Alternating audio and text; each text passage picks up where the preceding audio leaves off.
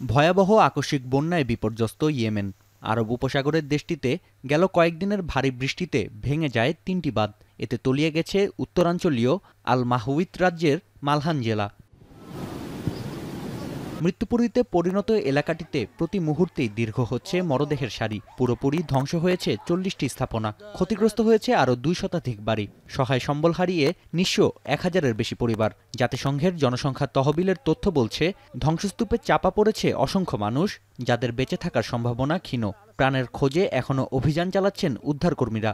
يعني كاملا في همدان وفي حبش وفي القبله وفي عده عزل، العزل كافه عزل مديريه ملحان منكوبه من الخزانات، جرفت الخزانات المواطنين من السيول।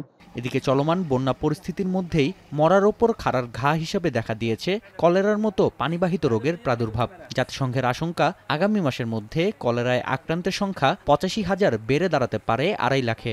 দুর্গত এলাকায় ত্রাণ পৌঁছানোর কাজ করছে রেড ক্রিসেন্ট ও হুতি বিদ্রোহী নিয়ন্ত্রিত সরকার। তবে শিগগিরই বৃষ্টিপাত কমার সম্ভাবনা দেখছেন না আবহাওয়াবিদরা।